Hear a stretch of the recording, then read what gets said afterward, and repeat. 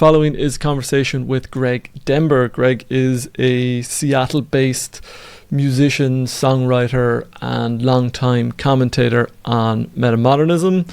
He co-founded the website What is Metamodern with Linda Ceriello in 2013, I think. And yeah, there's articles up there and cultural commentary on all things metamodern. He's also written a book called Say Hello to Metamodernism, which we get into a bit in this. And he's co-editor of a forthcoming work on the metamodernism of Sufjan Stevens' work. So a lot of metamodernism going on, and that's why I wanted to talk to Greg. I wanted to give another introduction to metamodernism, aside from the one that I gave something like 4 years ago now, which is coming from a different school of metamodernism. And Greg is a great person for that, and he did a great job, and we had a great time, and some good insights coming out of it. And we discussed all of my favourite metamodern artists and art pieces, from Burnham to Everything Ever All at Once, Rick Glassman, and some more unexpected ones like the Beatles, Don Quixote, and the Smiths. If you've never heard of metamodernism before, I hope this serves as a useful introduction to the term that's trying to capture the spirit of our age. I guess I should probably start with a normal question, like, how are you, Greg? Oh, good. What have you been working on recently? Well, a year ago, this book by me was published. Say Hello to Metamodernism. Yes. Nice.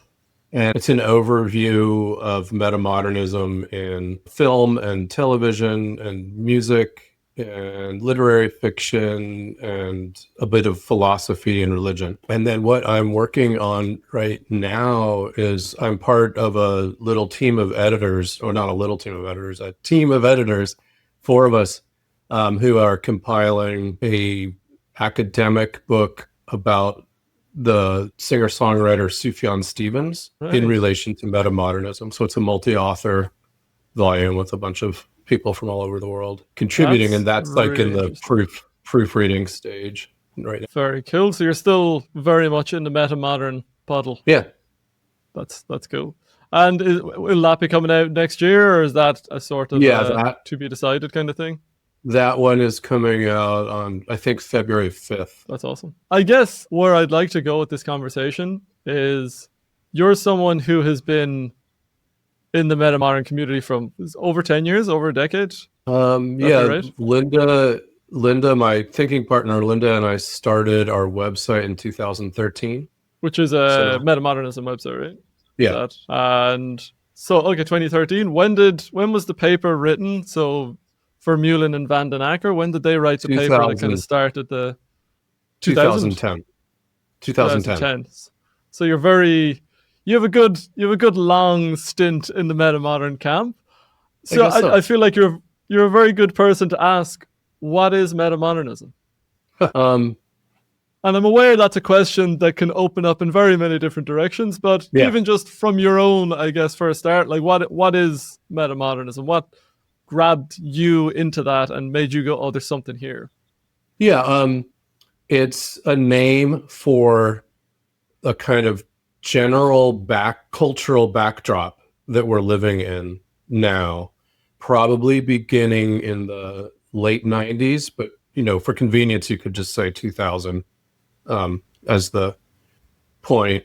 And it's understood to be kind of taking over from postmodernism, which we would think of as being the kind of, cultural backdrop of the second half of the 20th century.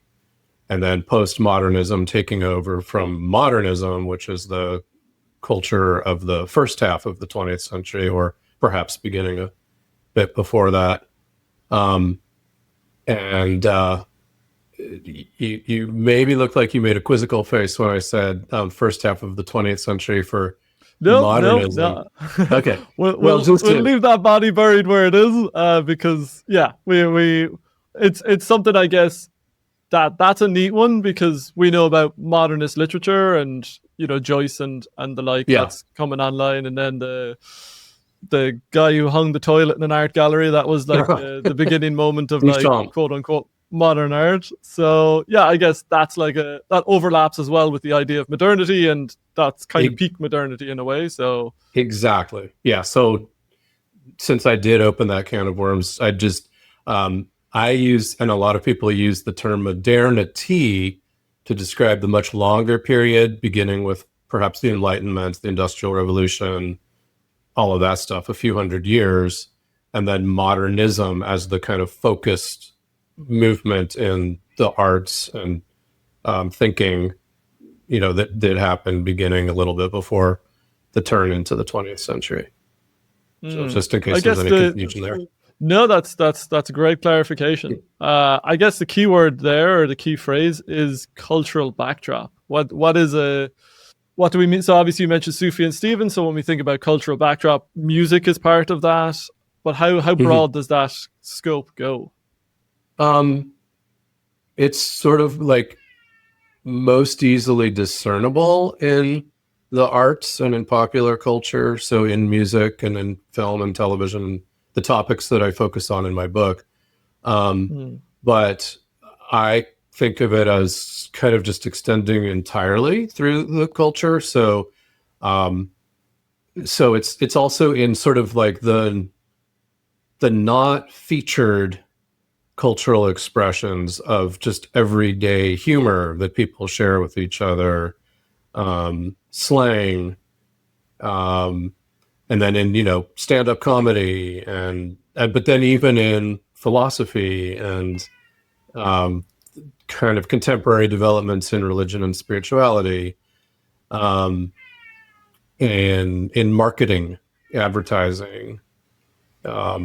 I might have to deal with this cat because he is. I don't know if you can hear the cat, but he's meowing. And I saw him for a moment. Oh, did you? I think he wants to get out. I'm gonna throw him out. Give me 1 second. Okay. He's actually named Freddy because he is a very vocal cat, and he's always been a very vocal cat. So he's named after Mr. Mercury, who I found out was actually a massive cat fan the other day. So yeah, he's a great vocalist. But yeah, sorry, you were saying, so it extends beyond music. It can be in just the realm of everyday humor, which even makes me think, actually, I read an article, I think it was from the 90s, but it was kind of not a hit piece, but it was someone being very critical of David Letterman as being this embodiment of the postmodern. Yes. He's the one that brought this kind of, I guess, ironic detachment or ironic distance into the, like, popularize that as a discourse, and that kind of ambivalent relationship with his guests in that way that it could be so sarcastic and so ironically distanced from it, and that became very cool. So I guess you can see that's kind of a mix between stand-up and then just general popular culture. So it radiates out further than just the musical into all aspects of at least mainstream media, or all aspects of canonical media, I guess. Yeah, and I'm glad you brought up David Letterman, actually, because he's an interesting case study, because I don't know if you've seen his more recent interview series. I think it's called... I have not, no. I think it's called This Guest Needs No Introduction, and I think it's on HBO, but it might be on Netflix, I forget. And so he has, most of his guests are fairly well-known figures, and he brings into his interview and into his presence with them the sharp wit that he's known for from the 90s, but it's much more mature, if I can say that word. So he's not there for the purpose of taking down and revealing hypocrisies and things like that. He's there to actually discover the essence of who that person is, right? But you still enjoy, he still has that twinkle in his eye. He still has that wryness that we loved about him before. And I think that's a good example of the metamodernism. So the metamodernism inherits the kind of ironic attributes of postmodernism, and postmodernism's preoccupation with context and with the periphery of things, and with the shadow and the not obvious side of existence. It inherits that, but then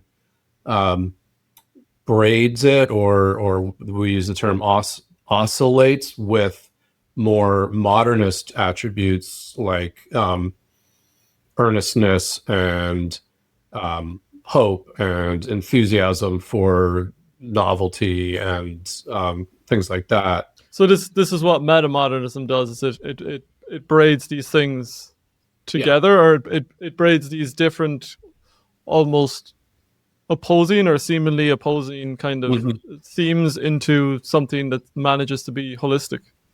Yeah.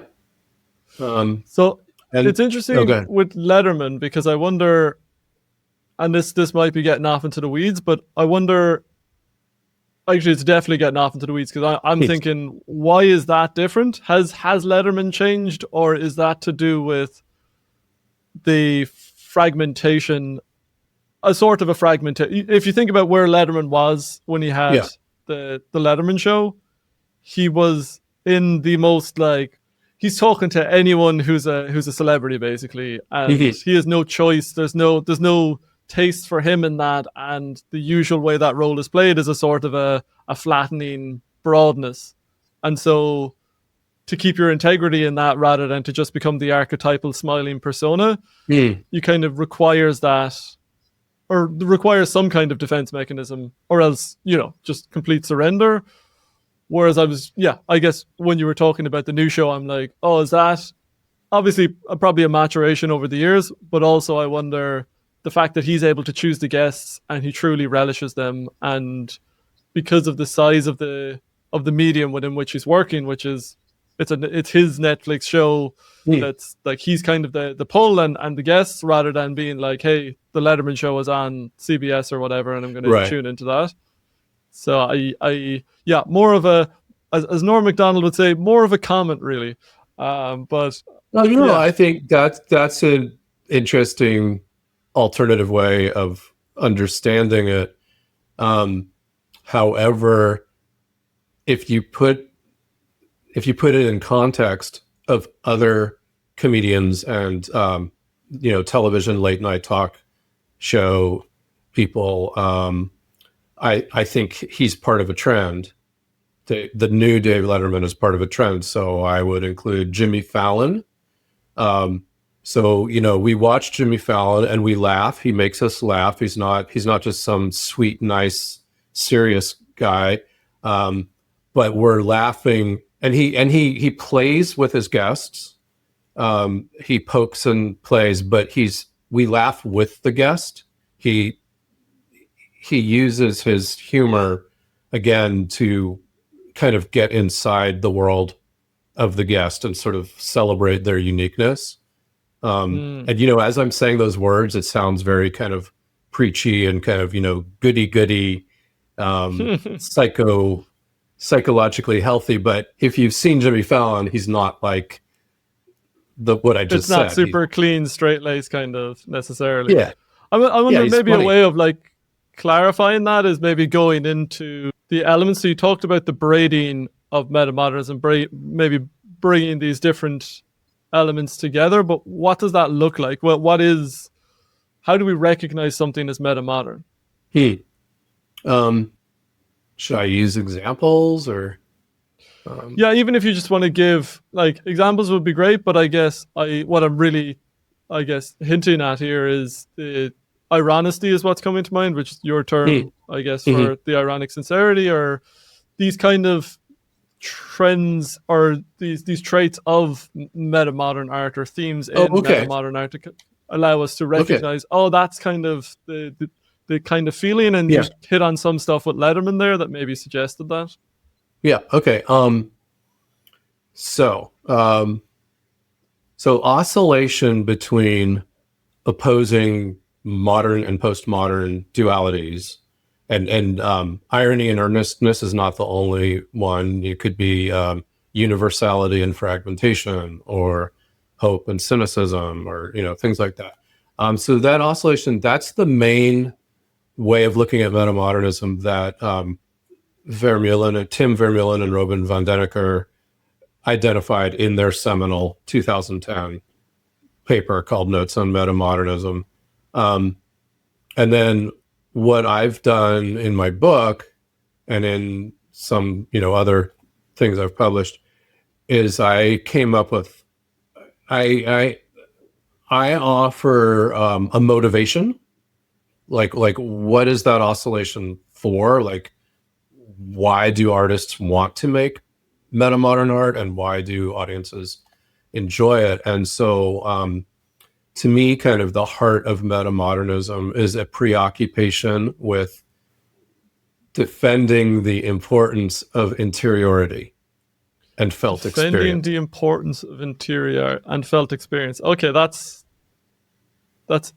interesting. What do we mean by that? What is interiority? What is the Yeah. Are we talking about phenomenology here, like the sense of being human, or what do we mean by that? Yeah, it kind of, I mean, in philosophical terms, phenomenology, qualia. So if you're comparing it to postmodernism and modernism, and pre-modernism, so maybe pre-modernism, and these are all answering the question of what is our relationship with knowing, with how you know. Okay. And so incidentally, we often use the term episteme as the term for these periods. So modernism is an Foucault's term episteme. goes back to Yeah, borrowing from Foucault. So the pre-modern or traditional episteme, sorry, I just kind of keep, the answer to your question just keeps receding further and further. Yeah, I'm with you. Follow the threads where it leads, and we'll prune if needs be. Okay, so if you think of the traditional episteme, its relationship to knowing, or how do we know what we know, or what is a valid way of knowing, the general approach is we accept what was handed to us by ancestors and by canonical literature. So we're attempting to faithfully carry forward and reproduce the wisdom that came before. That's the general kind of epistemological motivation. When we're talking about epistemes, then, like earlier, the metamodern, postmodern, modern, these are all epistemes, and then traditional is the one that comes before the modern kind, or would be an earlier one. So, and you're saying that's more oriented towards the past, or upholding what has gone before. Yes. Would that be a fair way of saying it? Exactly. And then modernity, and then modernism in a much more focused way, is about the capacity for human rationality and human invention to actually dig under all the accumulated detritus of tradition and find like what is quote unquote really the truth, that's objectively the truth and is universal. And so then, in the arts, there's a premium is put on what is new, and on individual perspectives, and sort of sometimes even violent separation from traditional ways of doing things. And then postmodernism's preoccupation is the realization, or the sort of the realization of the limitations of that modernist approach, realizing that and another part of modernism is kind of like scraping all this context and accumulated surrounding stuff away, so you can look at something closely in detail and kind of in isolation. And then postmodernism accepts that you can't ever really look at something in isolation accurately. You have to take into account how it's connected to everything else. And, all attempts at expressing a truth are contingent on the presuppositions and the context and the cultural assumptions that it lives with. And as a visual image, if the modernist was sort of like an archaeologist trying to dig through the earth and find the deeper layer where the solid truth is, the postmodernist realizes that every level of depth you go to, every layer you get to where you think you finally hit on the real thing, you can dig into that and go underneath that. And it's a never-ending process. And so postmodernism questions even the meaningfulness of the concept of depth. Depth itself is like a lie we tell ourselves. And really all there is a surface. And so postmodernism then, and I'm personifying these things, but postmodernism enjoys skating across the surface and having fun with the kind of funhouse mirror reflections where everything is always going to be understood in terms of some other perspective.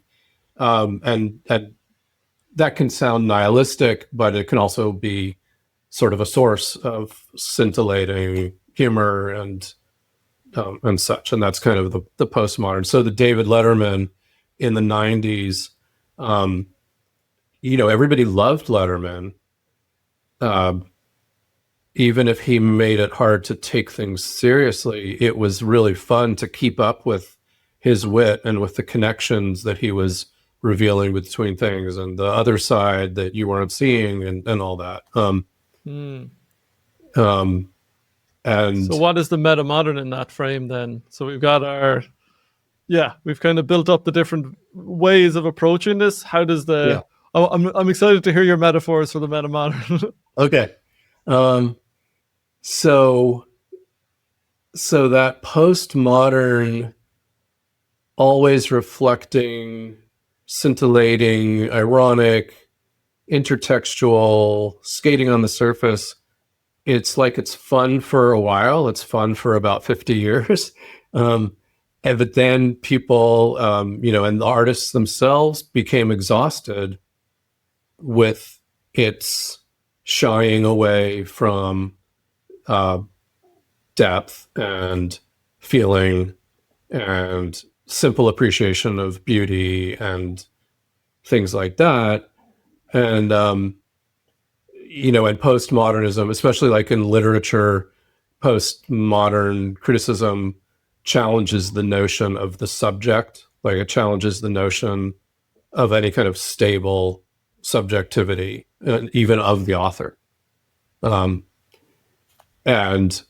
so the metamodern artworks are preoccupied with bringing back that. And that's where I use the word interiority or felt experience. So where tradition says we look to the truths that our ancestors gave us, and modernism says we use human rationality to invent and discover the actual truths, and postmodernism questions the possibility of doing any of that for real.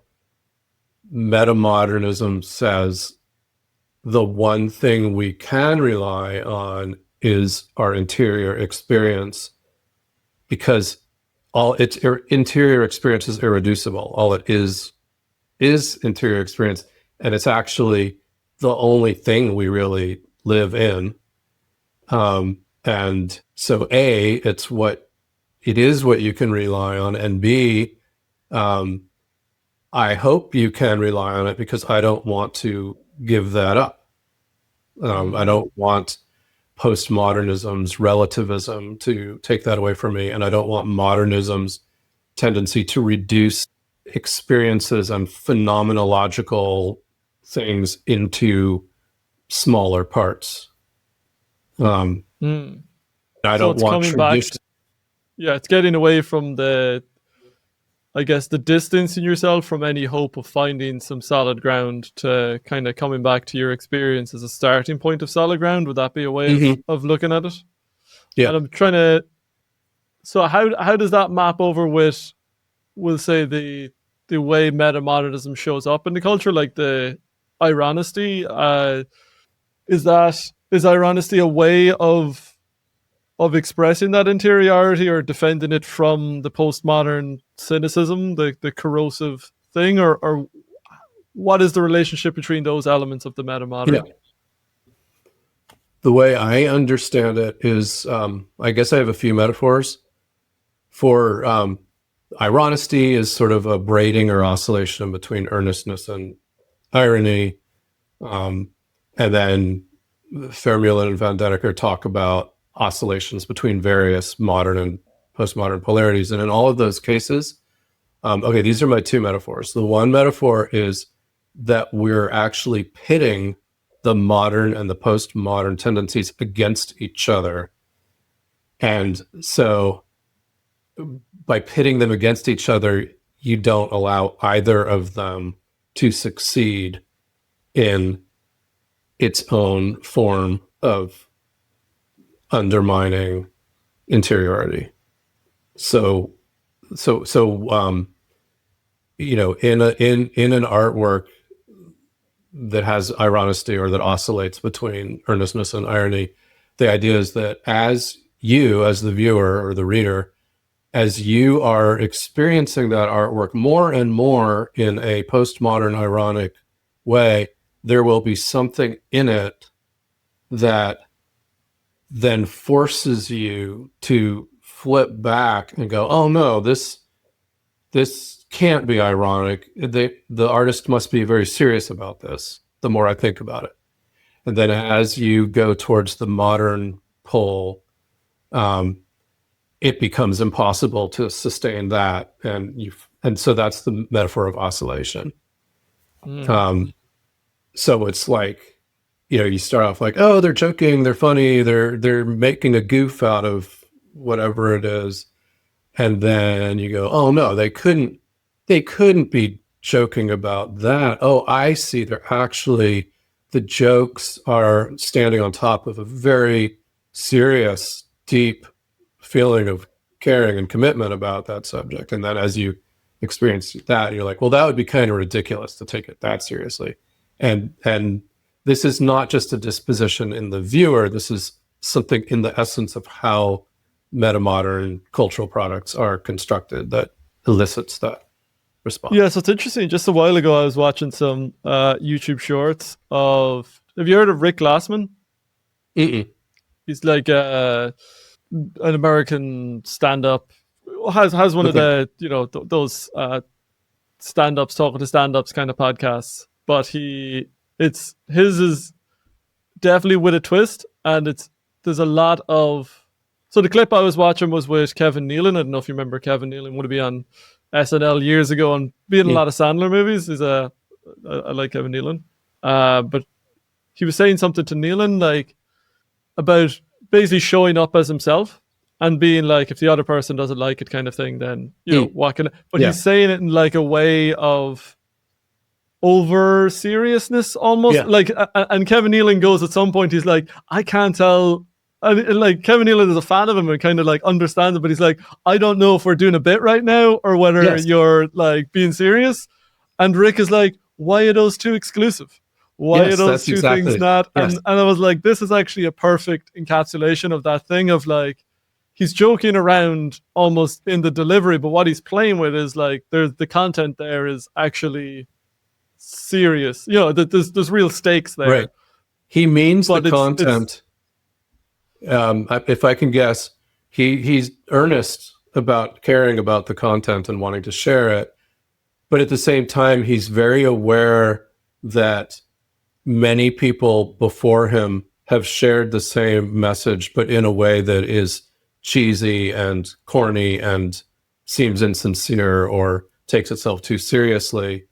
And so to forestall the possibility that that someone listening to him will take him that way, he builds in his own awareness of that possibility into his delivery. Yeah, because it's almost like if he just said it, it would almost be too like heavy and almost therapeutic in whatever the content was.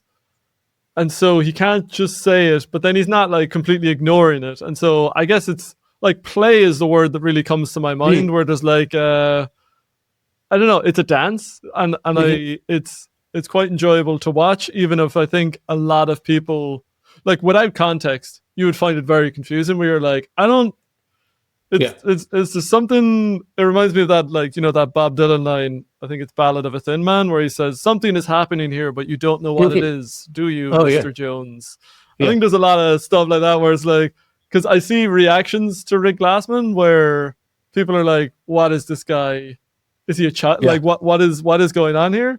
And it's just like, oh, people aren't. If you don't get it, you know what I mean. There's almost a limit, and I guess this is there's another question that comes out of this.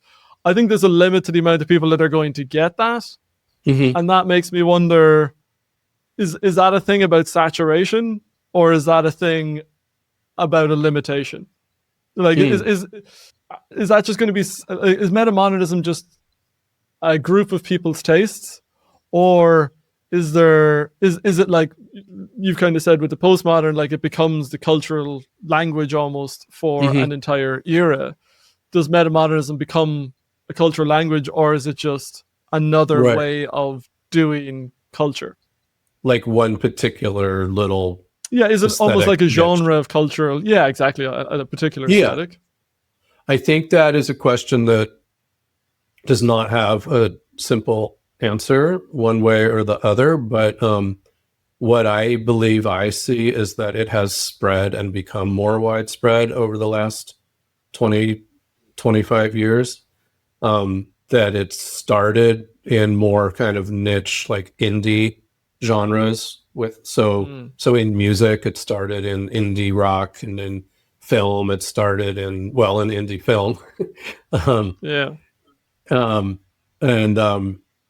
But like now, like many popular television shows, have metamodern sensibilities. And in music, in my book, I write about Billie Eilish as being metamodern, and then, and it's not so much now a thing where like there are particular artists who are metamodern and then others who are not. It's like Taylor Swift, like on her Midnight's album. I would not say that all the songs on the album have a metamodern sensibility, but like a good 3 or 4 do.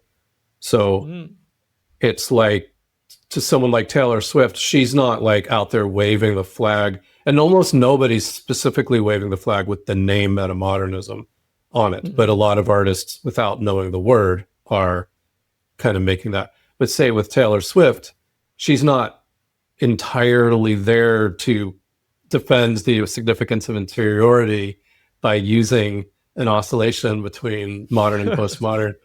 I don't think she'd put it that way anyway. Yeah.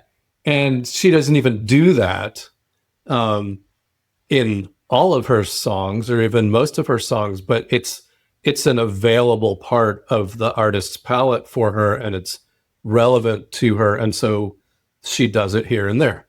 Right. So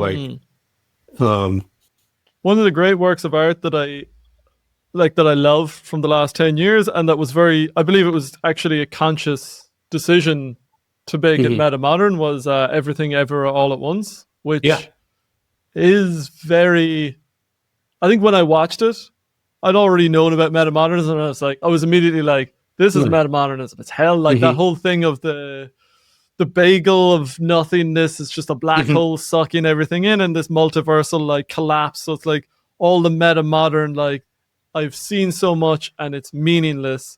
And then the thing at the end of being like just care, just be not like I affirm this moment as a mother, running a laundromat, a Chinese immigrant running a laundromat in America, and I affirm this. I could be anything across all these different universes and super powerful, but this is it.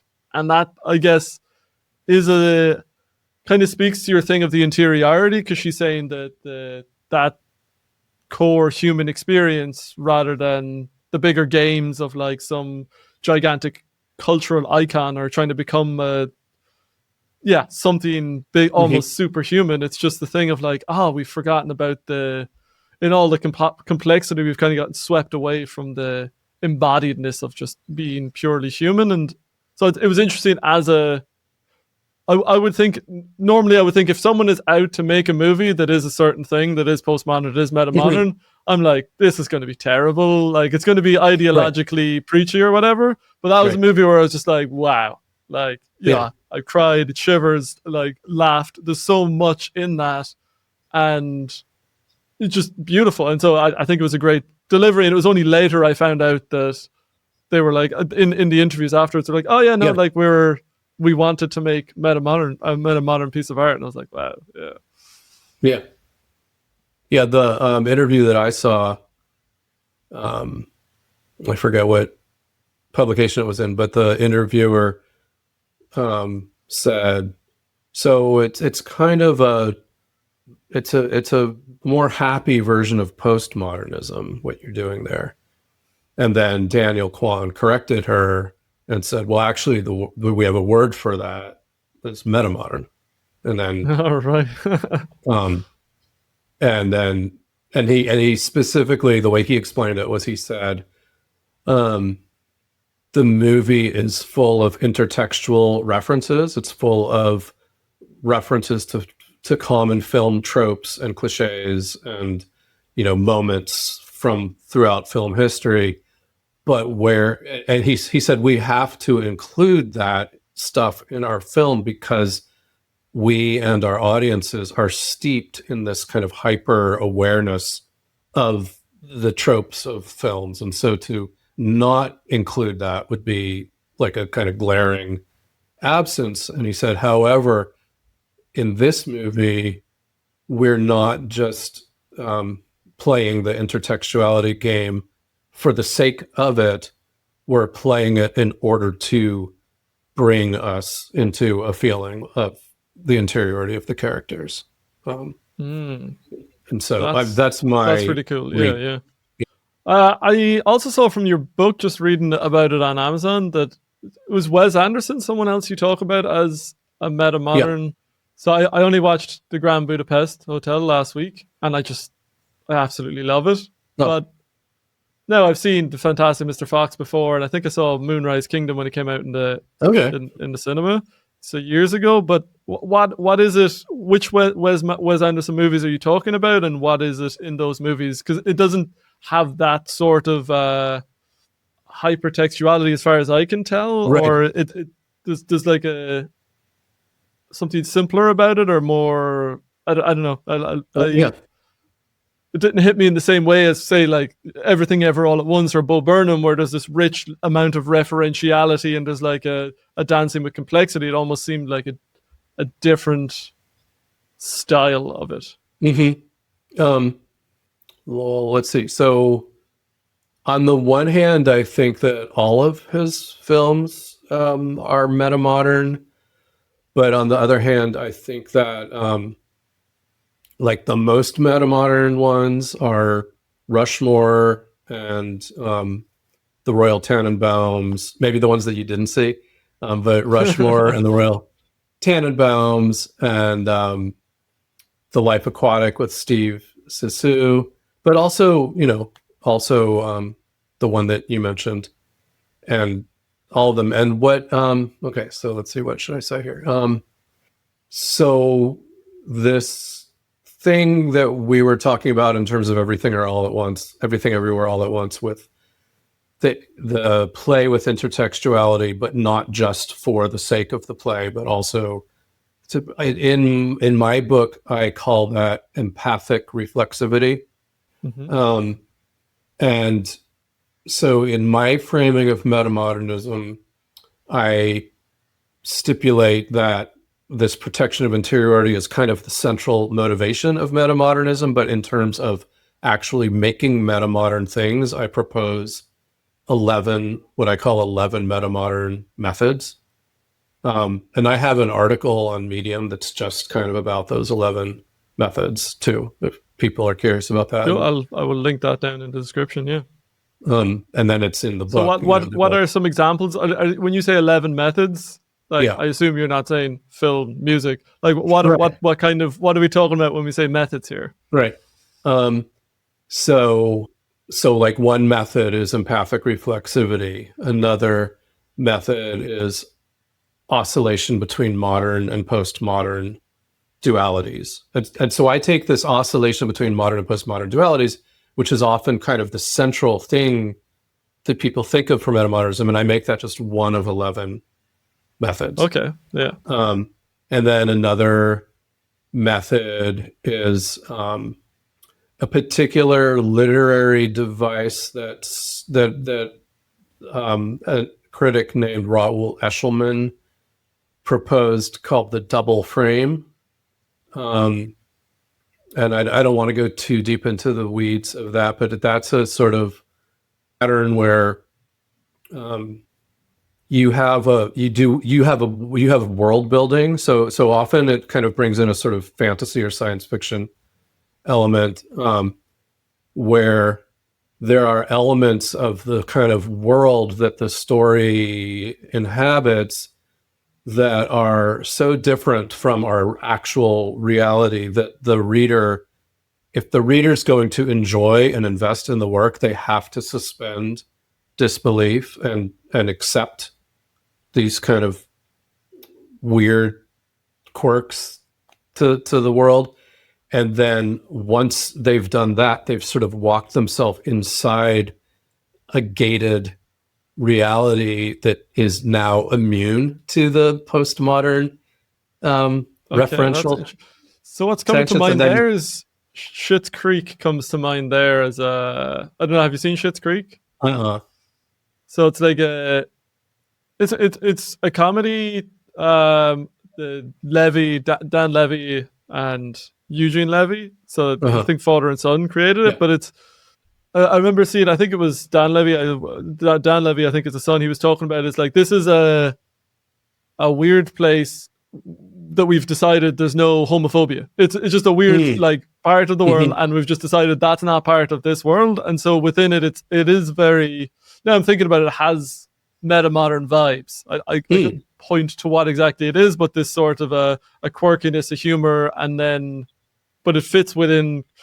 It just came to mind when you were saying that, where it's like, hey, yeah, we're just going to like tweak some of the things here. We don't have to make everything perfectly modulated to reality, while also we're not completely departing from, we're not going into like a fantasy land. It's just like, I must explore that a bit more and see if that does, because it's been years now since I've watched it. But yeah. But the general idea is that once a reader has allowed themselves to be pulled into this world, they are now free to, in a pure, earnest way, appreciate and experience the inner story of the characters and their interactions and their insights and their, without being bothered by wondering, oh, is that supposed to be a symbol for this, or is this serious? You're already committed to jumping into this made up world, and once you've done that, you can earnestly experience the subjectivity of the character. So that's a whole thing developed by Raoul Eshelman, but I've identified that as one of the methods. And then another one is, you said the word quirky. There's a film theorist, James McDowell, who right around the same time that Vermeulen and Van Denneker were developing their metamodernism theory, he wrote about quirky cinema. And so films like Amelie and I'm spacing on examples, but well, Wes Anderson. Yeah, I can see but the body of Wes Anderson work. Yes. And so again, he so kind is of that the category. Is that the method that like Wes Anderson would fit in within your kind of? Yes. The quirky. Yes. Yeah. Very quirky. Delightfully quirky. Yeah, and I describe quirky characters as heroically weird. Yeah. So there's kind of heroically insisting on their interiority, and that leads them to be quirky, right? Interesting. Yeah. So they allow themselves to be that kind of idiosyncratic, very much who they are, and there's a sort of affirmation in that rather than an apology in that. That's really good. I guess I would also like to explore, because the last time we chatted, we talked a bit about, I was reading Don Quixote at the time, and I remember saying to you, I was like, this is so like, I don't know, the humor in that, the sensibility in that was so metamodern in a way. And I got thinking about it again recently because I was listening to a song by the Smiths, There Is a Light That Never Goes Out. And there's just the line in it, if a double-decker bus crashes into us to die by your side, what a heavenly way to die. And it's obviously ironic on one level. It's like being funny, but it's also so earnest on another. Like it's so. It seems like a perfect example of ironicity because he's not actually saying he wants to get hit by a double-decker bus, right? But it is like it's a great way of illustrating. I really care about you. I really like you. And you know what I mean? Like this is as good as it gets. And it's the way of doing that. I thought I was like, oh, that's kind of proto-metamodern, I guess. It kind of that came to me. And so I wonder, can you talk about examples like that? Maybe things that came before metamodernism could have come online as a cultural thing. Yeah. So I don't remember if we actually talked about Don Quixote in our previous conversation, or you're just thinking about Don Quixote. So no, we just had a casual conversation back in whenever I was writing my metamodern critique. Yeah. So must have been back in January because that was when I was reading Don Quixote. And so did Don Quixote come up between us? Yeah, because you were like, "Oh, I've actually written about that a bit," or you were saying it's actually you weren't like, "Let me go off and look at that." You were like, "Oh, it's funny you say that because," which is why I'm bringing it back up. Okay, great. Yeah, and I haven't actually written about it or talked about it with many people besides you. Then, if we did talk about it, but yeah, I think about Don Quixote a lot. Really? It's a great book. Yeah. And then the musical Man of La Mancha almost has those metamodern qualities, like even more so than the text. Is that when did that musical come out, or is that recent? Or I think it came out in like the early 60s. Oh, right. Okay. Yeah. Like it's definitely a pre-rock. Like I think if it had come out much later than the early 60s, it would have had more like rock elements in the music, and it doesn't. So I think it was like late 50s, early 60s. But anyway, in all of these instances, I think the word proto-metamodern is useful. I think, because the Smiths, I think the reason why you're bringing up the Smiths is because they're, in terms of periodicity, historically, like they would be prime candidates for postmodern. 100%. Yeah. Yeah. And then like Don Quixote is like before any of this stuff. Like, that's 16th century, 17th century, maybe. Right. It's early for sure. Yeah. And then, there are a good handful of Beatles songs that feel proto-metamodern to me. And, can you give me some examples of that? Rocky Raccoon. Okay, yeah, that's quirky. Like, are we laughing at Rocky Raccoon, or are we very much sympathizing with Rocky Raccoon? And why is his name Rocky Raccoon? That is it's such a. I guess it must be a Paul McCartney song because it's so playful, and the content is almost, because Maxwell's Silver Hammer is another one that's like so goofy in a way that you're like, oh, it's funny, but yeah. Well, you're definitely not laughing at him, but yeah. Because Maxwell's Silver Hammer is pretty much just goofy. It's almost just like an excuse to have some fun melodies and sound effects and, things like that. Whereas Rocky Raccoon, I think, has heart to it. Like, you're on his side. Interesting. But the point is that in these proto-metamodern examples, I think that an audience just appreciates each individual instance of it as being this kind of unique thing and doesn't feel it to be part of like a general culture-wide experience. I remember reading Don Quixote, and I guess for me, I guess it's like the empathic reflexivity thing that got me. Like, that's a good way of talking about what that one is doing, because it seems like in the same way you said earlier, like we're steeped in or pickled in in cinema or in culture. It feels like that was the same thing that Miguel de Cervantes had, where he'd read all of this chivalric literature and the same themes coming up and up, and so he's able to, like, he obviously enjoyed them enough that he was obviously enchanted by it at some point and loved it, and then was like, "Come on, lads, you're taking the piss." At some point, he was like, "This is almost a joke now," and so the way he writes it, there's like there's so much references and so much like awareness of all the tropes and the way the book goes, or the way these stories are told, that definitely has that element that you've identified there. But there's also the fact in, like, book 2, they're talking about book 1, and there's this sort of a meta contextual, like, awareness. I guess it's not breaking the fourth wall, but it's like we're characters in a story, in our story. This is a story, and we can talk about that other story, and we're kind of within the story, and so there's like a flirting with the lines of the medium there. But I wonder whether it is that like drowning in textuality that evoked it in that case anyway. That it's the everything everywhere all at once of chivalric literature. In the case of Miguel de Cervantes, where he's like, oh, it's like it's everywhere and everyone. This is kind of the entertainment of our day, and I'm gonna make something that's in that people who read that will enjoy, but it's also taking the piss out of it.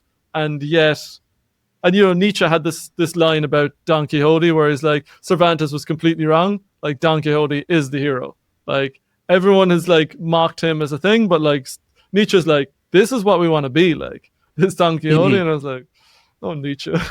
But it's a fascinating, like, I think so, like it's something that has stayed so fresh for centuries. I mean, like, Shakespeare wrote a play out of one of the elements. I forget one of the side stories within. Yeah, I forget which. There's like a character that shows up that's a knight, and then Shakespeare wrote a play out of that. And then you get Nietzsche talking about it. You get a musical in the 1960s. Like, it's a sort of a text that has stayed richly alive. Yeah. And I wonder whether there was something about that period as well, of like.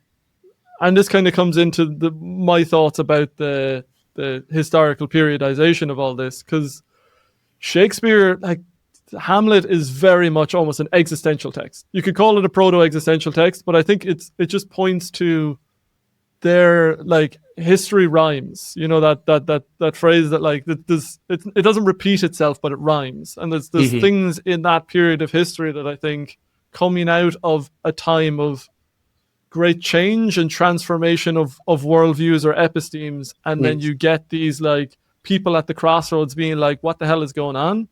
And I think you get great works of art like that, and then things stabilize for a while, and then in the 20th century kind of opens up again. So I mean, I guess that was the way I would look at the Don Quixote thing, where I'm like, oh, I think it's actually a similar. I don't know. Like, how do you see it as being a complete outlier, or how do you relate it to the metamodern? Yeah. Well, my take on Don Quixote, I have to admit, is very colored by that musical, The Man of La Mancha.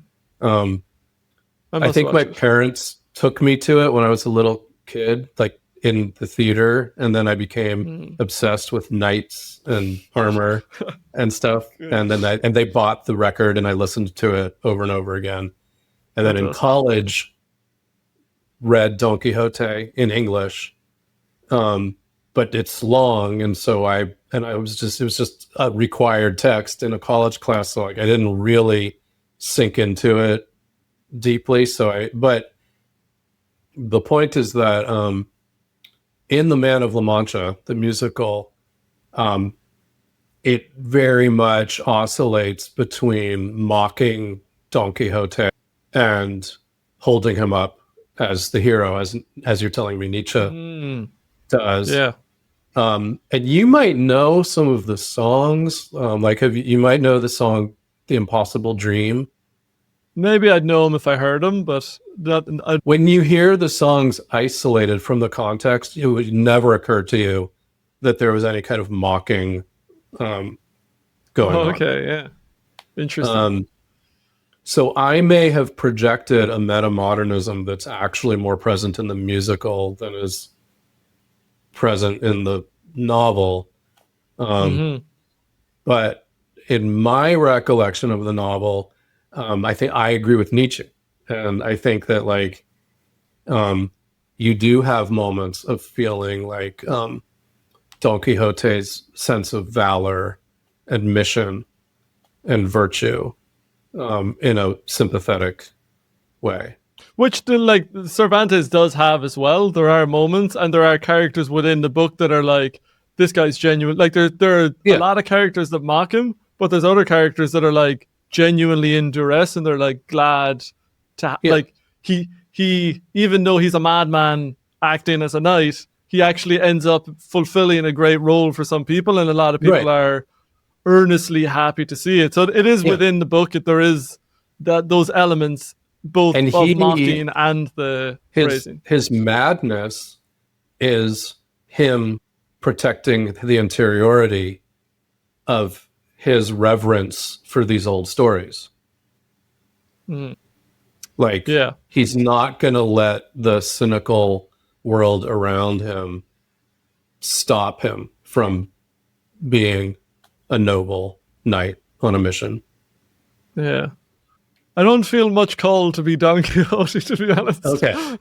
It's like I admire, but I have, like, maybe if I watch the musical or listen to the music, or watch the musical, it might be a character that I'm like, oh yeah, I could see it being that. Yeah. But definitely in the original book, you're like, this guy's nuts, and but it is cool because you're like, he's doing like, maybe we need people like that, just not nuts, but like who are out there. I don't know, like I came across this phrase a few months ago, the tyranny of respectability. Like people who are liberated from the tyranny of respectability, which in an age like this, when there is so much hyper awareness, it's almost a straitjacket. And so I guess that's where like the quirky thing comes in, where it's like to be your weird self and to go out there and, you know, if you want to be a knight, be a knight. You know, you go out there and you tilted those windmills and you showed them who's boss. Be the best knight that you can be. Yeah, you know, it's like I think we've all gotten a little bit sick of like the edginess of like the Dark Knight. You know what I mean? I think that's the kind of the thing of the heavy, gritty. There's always a space for it, I guess. But I'm also just like, yeah, do we have to be so serious about everything? It's a great, like, they're great movies, those Batman movies, but it is just like do you know what I mean? Like, can we not have, and that's why, like, the Grand Budapest Hotel, the way, and I can see it in the Fantastic Mr. Fox as well. I can't remember Moonrise Kingdom, but it probably maps over to his other movies.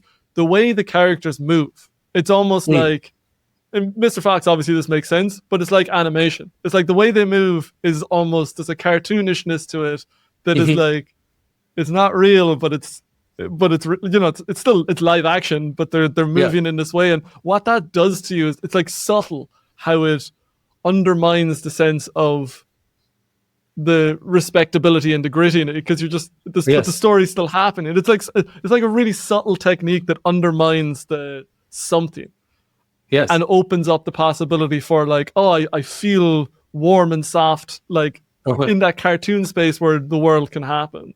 That there's something beautiful in that like opens up that I love, which I guess I can see definitely when you're talking about Quirky, the metamodern sensibility in that. But yeah, it's something like that where I'm like, oh yeah, just what do we have to do to get past the straitjacket of like hyper awareness and coolness, and like the coolness of modernity, and then the coolness of like postmodernity into just being like, I don't know, just being a little bit weird, but like playful. I guess play is what I want to see more of in the world, because it's such a core part of my personality and how I interact with people close to me, that I'm like, yeah, and that's I love seeing art that does that. And I guess I don't know how much of what I said there like resonates with what you write about with Wes Anderson, and whether that fits with what you see as metamodern in Wes Anderson. Yeah, it does. And I have this section on Wes Anderson in my book. Cool. And the film I focus on is Rushmore, but I also talk about his other films and kind of his general approach. And like people have definitely identified Wes Anderson as an auteur with like a specific aesthetic and sensibility. Like there are a lot of people who are not thinking about metamodernism, but there are a lot of people who, have like identified the Wes Anderson color palette or the 10 attributes of Wes Anderson or whatever. Yeah. And so I in the book, I look at those theorizations that other people have done and then see how they map onto the metamodern theorization. So another one of my 11 methods that is relevant to Wes Anderson, and it's a little bit overlapping with Quirky, but I call meta-cute. And it's like the utilization of children's tropes and children's imagery and stories, but for adults. Like it's for an adult audience, but it utilizes childlike characters and story. So Rick and Morty is what's coming to mind there. But I guess even Wes Anderson, like Moonrise Kingdom and Fantastic Mr. Fox. Right. Okay. Yeah. Is using those are examples of meta-cute. Yeah. Actually, I can see Wes Anderson's stuff as being a better example of meta-cute.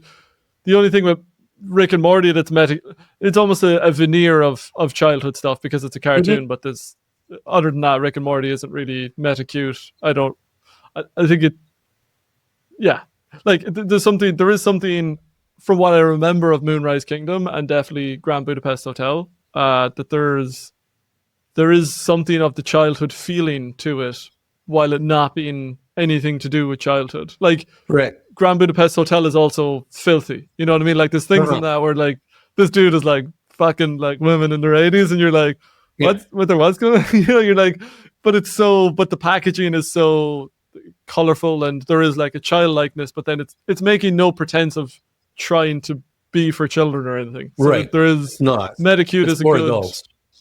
Yeah, that's an interesting way of putting it. What you were describing, which is I've never really thought about, but I love seeing Wes Anderson films as simulating animation. Kind of, like the characters move like they're in animation, and that would be a meta-cute thing. Okay, cool. You have adult characters in an adult film that's not an animated film, but they're moving like characters in a children's animated film would. Yes. I wonder what's going on in his head. Right. Like, because that's the other side of the metamodern thing. Like, so everything ever all at once, I can kind of get where you're like, oh, we've got these things. Let's play around with it and see let's see what kind of a story comes out of that. Whereas, with like the other artists, I'm just like, what are you doing? Like, what do you like? What's going on in your head? I like Burnham. I get like because the hypertextuality thing. I kind of get in the same way that I get Don Quixote, where it's a sort of a jadedness and a transcendence and a moving beyond the jadedness. There's like something in that. But with the others, I'm just like, what's like?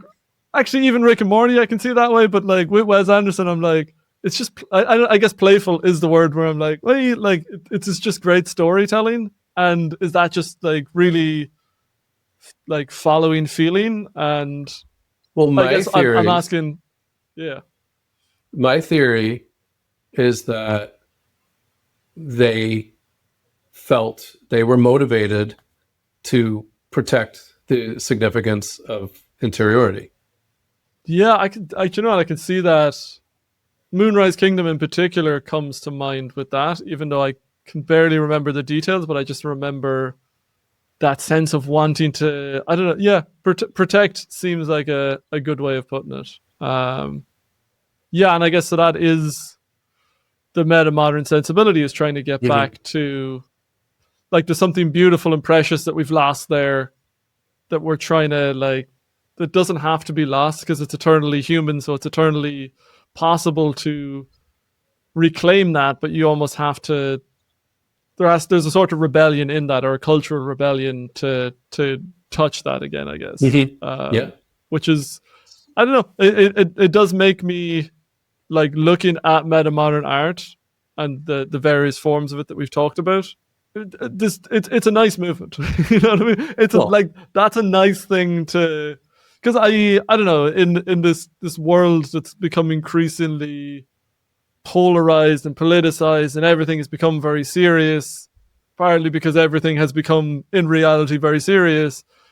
There is a niceness of, like, hey, the thing that grounds us all underneath, the thing that, like, the human condition that is kind of universally yet idiosyncratically present, is kind of a, I don't know, it's a reminder of humanity, I guess, and a way to get back to the better angels of our nature, which is, I don't know, it's always, I guess, something that's appealed to me since I first came across meta-modernism. Kind of got to understand the theory of it, and then just recognizing it in pieces of art and being like, it's nice to have a term for what that is. And then, yes, but seeing it in Wes Anderson, I need to listen to more Sufjan Stevens, because I only know the only album with Chicago on it. Yeah, that's the only album of his that I'd know. I can't even, like, it's, I remember I think the Illinois quite album. Weird. Yeah, the Illinois album. Yeah, that's like, is that a meta-modern album? Yeah. Or is there different parts of him that, like, what is meta-modern about that? And I guess this is a thing you're writing a whole book on in terms of his oeuvre, but, or what elements of meta-modernism is it pulling on of your methodologies? Sure. Wait, before I go into that though, it crystallized for me a way to approach the proto-metamodern question. Again, can I take another stab at that? Yeah, go for it, please. Okay. So I think that the difference between proto-metamodern stuff and actual metamodern stuff is that in actual metamodern stuff, meaning metamodern products that come about in the period historically that we name metamodern, the artists created those products in the context of a world steeped in postmodernism and steeped in just the crazy conditions of what the world is like now. Whereas the proto-metamodern artists were not responding to a postmodern milieu. They were just making a thing, and they went through the progression in their own reaction to the art. So just, like using Cervantes and Don Quixote as an example, or the Man of La Mancha musical as an example, or a Beatles song like Rocky Raccoon. It's like Cervantes starts off reacting to all the traditional stories and then wants to take the piss out of them. And then as he's making the thing where he takes the piss out of them, then he's like, oh, wait a minute, but let's not be too cruel to our characters. Let's honor their interiority. I mean, he wasn't thinking that way, but, let's put some of that back in. And so just he in himself and then in his artwork kind of responds to this whole epistemic progression, but it's all just encapsulated in the artwork itself. And so these things just sort of stand on their own amidst a general culture that's not metamodern. Yeah. Because they're not responding. Sorry. I was going to say, I could see that, like, you go so far into the art that it kind of becomes like McCartney, you know what I mean? he's at the top of the game. He's Right. like by Rocky Raccoon's on the White Album, so at that point, you know, they've stopped touring. They've just Right. made Sgt. Pepper last year. Like, what are you doing? You know what I mean? You've kind of there's no not that there's no one to compare to, but it's almost like maybe that might even be a thing, is that like there's no one to compare to, and so it's kind of you go into comparing with yourself and going into, well, what is the art? What are we doing here? That you could see something emerging. And with Morrissey, go ahead. Well, what I'm positing, say with Rocky Raccoon, is, you know, and if we had Paul McCartney here, he might say I'm totally wrong and this is actually what I was thinking. But what I'm positing, I'll see if I can get him on next week. Cool. Well, be sure to bring me back too when you do.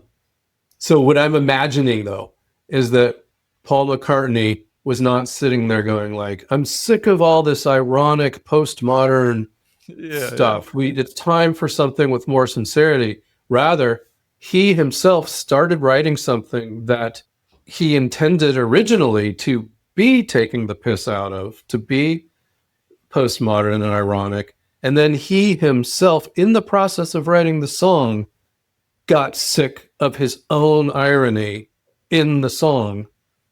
And so then infused back in a sense of caring and sympathizing with the protagonist.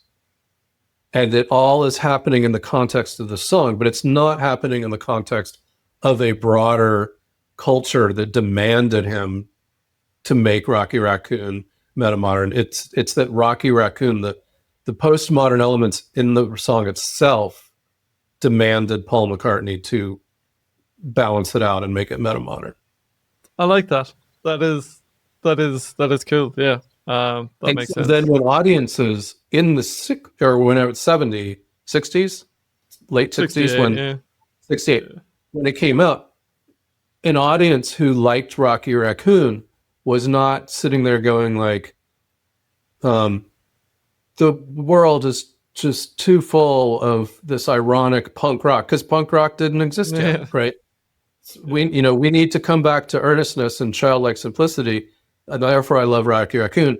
They only experienced the progression of those feelings inside the context of the song, and they didn't go like, oh, and that's like this other metamodern movie, and that's like this other. It was, so there was no broader web. Whereas with Morrissey, with There Is a Light That Never Goes Out, I'm like, I feel like that can be a reaction to the postmodern scene that's around him, or at least it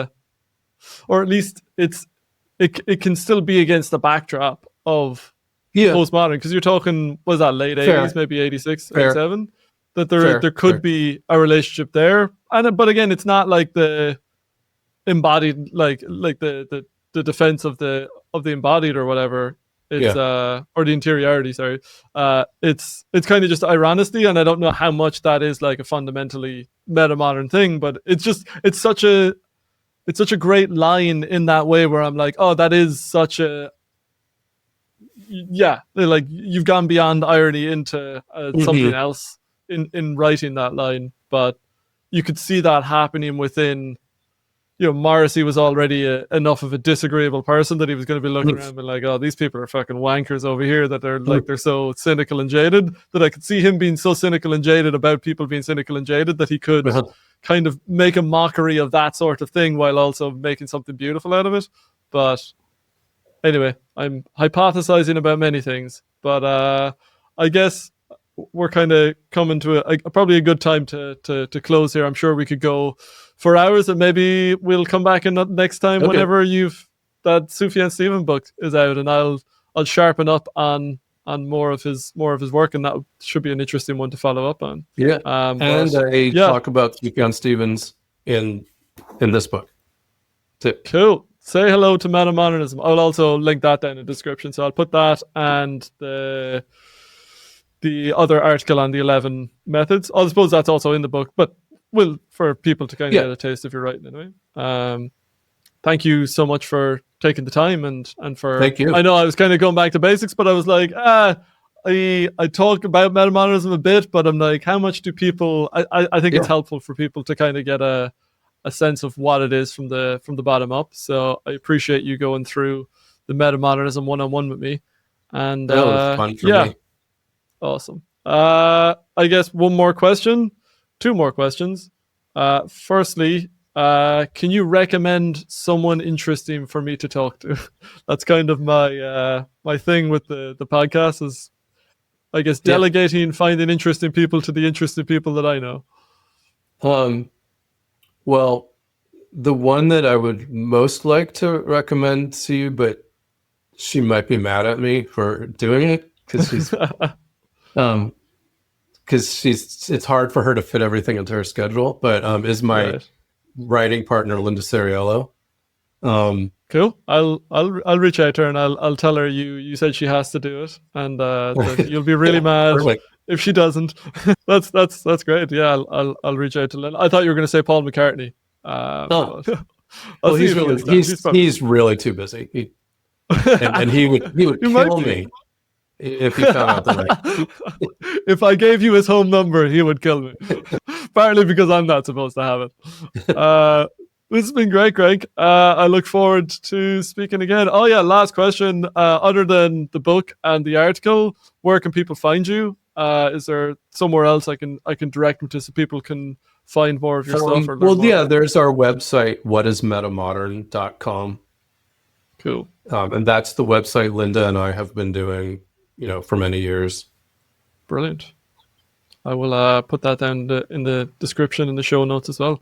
Thank you so much for your time. This has been great. Thank you. Okay, bye now.